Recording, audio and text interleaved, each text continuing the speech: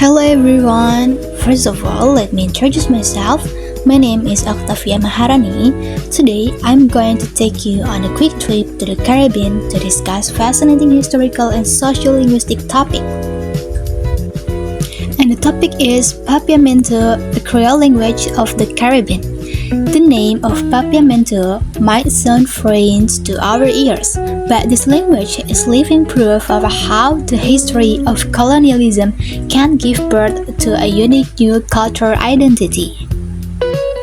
Before we dive into Papiamento, we first need to understand what exactly is a Creole language. Simply put, a Creole is a stable language that develops from a mix of several different languages. Usually, this starts from what is called a pidgin. A pidgin is a sort of emergency language used by two groups who don't understand each other's languages to communicate on a basic level. Now, when this pidgin is taught to their children and becomes the mother tongue or native language for the next generation, that is when it elevates in status to become a Creole language. Papiamento is one of the best examples of a modern Creole that has successfully survived to this day. So, what is Papiamento and where is it spoken? This language is used on three islands known as the ABC Islands, Aruba, Bonaire, and Curaçao. The uniqueness of Papiamento lies in its ingredients. It is incredibly rich because it is influenced by four major languages at once. It is Spanish, Portuguese, Dutch, and African languages. Amazingly, this language didn't go extinct. Instead, it is widely used in daily life, education, media, and even in government. Let's look at the history. This language began forming around the 16th and 17th centuries, right during the Caribbean colonization era. Imagine the situation at that time. There were colonizers from Spain and Portugal, administrators from the Netherlands, and enslaved African people. They all gathered in one place and had to communicate. Now, let's talk about the structure of the language. What is it like? Compared to the European languages it originated from, Papiamento grammar tends to be simpler. However, its sentence structure is actually quite similar to English or Indonesian, using the SVO or subject, verb, and object pattern. Most of the vocabulary is borrowed from Spanish and Portuguese, but the spelling has been adapted to the local tongue, so it looks quite different from the original words. This is the most fascinating part. We can clearly see the traces of language mixing here.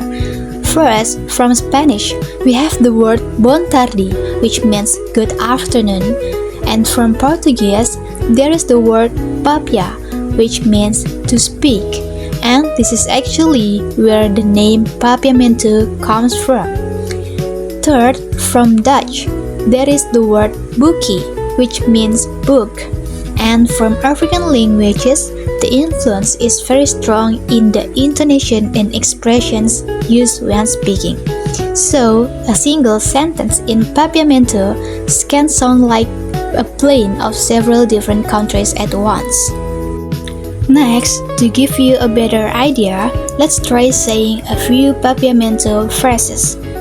First, bon dia, or good morning.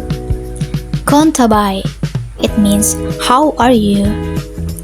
Mita feliz, it means I'm happy. Mi nombre ta, my name is. Mi nombre ta Octavia, my name is Octavia. And last, danke, or thank you. Sounds familiar, right? It sounds very similar to Spanish or Portuguese, but with a distinctive local touch. But why should we bother studying the history of this language?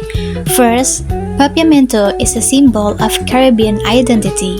Second, it helps preserve local culture and history from fading away due to globalization. And last, it is living proof of how languages can mix to create something entirely new and beautiful. This teaches us that cultural mixing can produce something that endures. To sum up, Papiamento is a Caribbean Creole language from Spanish, Portuguese, Dutch, and African influence.